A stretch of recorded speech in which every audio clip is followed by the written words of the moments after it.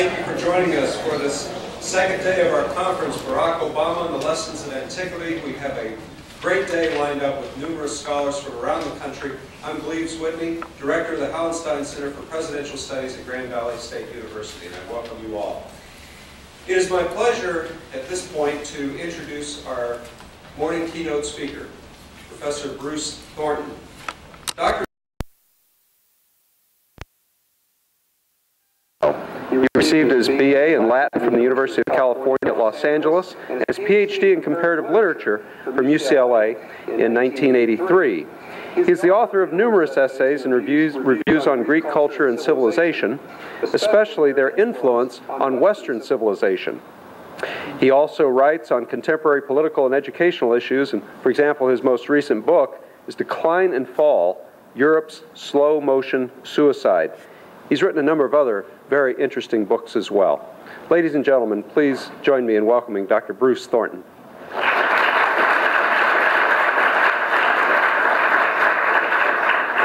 Thank you. Thank you. Thank you for that extravagant introduction. And thank you all for being out here today. I have to confess I forgot my watch, so I had to bring my travel clock, so I know when I'm... Actually, there's a clock up there, so we're good. And again, I want to thank the invitation for this, which I think is a really intelligent and interesting topic. And as soon as it was announced and I was talking about it, I thought, where do you begin? If you want an ancient to talk to our new president and administration, you have so many great choices. My first impulse was, of course, Socrates. And I started imagining a Socratic dialogue in which Socrates would ask our new president about something like, well, what do you mean by hope, Mr. Obama? Or what do you mean by change? And then go through this typical Socratic process. But I believe that for us, foreign policy is the most important issue. I know the economy is on everybody's mind right now, but I think that foreign policy is the most important issue to face, and I think that we have definitely a new direction in foreign policy with the new administration. And in fact, the narrative of the campaign, if you remember, in recent events, including President Obama's trip to Europe, what we're being told is that we are going to restore the place of diplomacy in foreign relations. The narrative goes something like this. President Bush was a unilateralist cowboy, too eager to use force, alienated all of our allies, worsened our position in the world. Now we're going to correct that by going back to a sort of model that Europe embraces. And so the first thing I'd like to do is define that model. And I'm going to borrow from an essay by an Oxford political scientist, Calypso Nicolaides. And what we are seeing in terms of European foreign policy is supranational constraints on unilateral policies and the progressive development of community norms. In other words, it's not going to be national self-interest anymore, it's going to be supranational. We want to create a global community of autonomous republics committed to relating to each other through the rule of law. This security community will favor civilian forms of influence and action over military ones, and strive to create tolerance between states and to move beyond the relationships of dominance and exploitation with the rest of the world. Its guiding principles will be integration, prevention, mediation, and persuasion.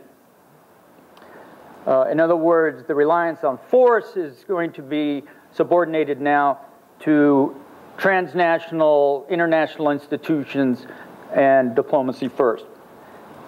And this is the ideal that I believe is embraced by the new administration. And with every ideal that we think up, with every policy that we imagine, there is always an assumption about human nature behind it. And a lot of our political discussion, I believe, doesn't go anywhere frequently because we never go to that more fundamental level of human nature. And so the first, I think, question that perhaps an ancient would have about this policy would focus on, well, what do you think about human nature? And of course, for ancient Greek students and scholars, one of the great theorists on human nature is Thucydides in his History of the Peloponnesian War. And so the first thing I'm going to do is to look at Thucydides' view on human nature, how he might counter this ideal.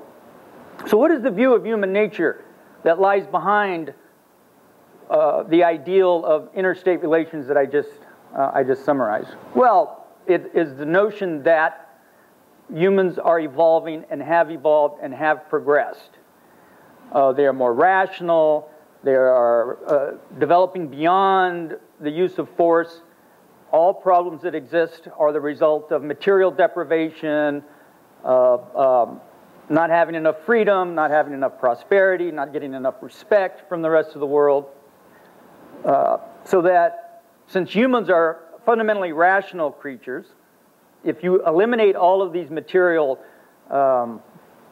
impediments to their happiness and well-being, if we can sit down and talk together, air these grievances, correct them, show respect, listen to what they have to say, negotiate, etc., then we can resolve conflicts.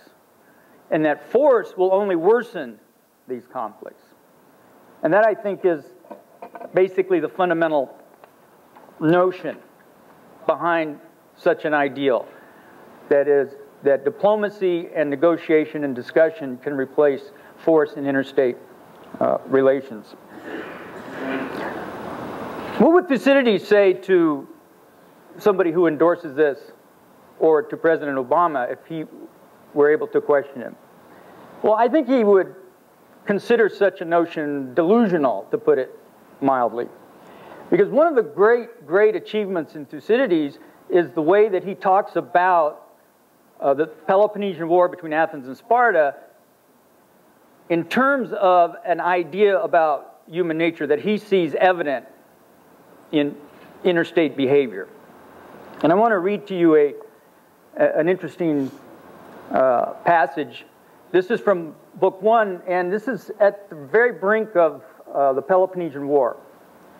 The ambassadors are all at Corinth, from Sparta, from Athens. The Corinthians are trying to get the Spartans to, get with the program and recognize the threat that Athens represents and do something about it.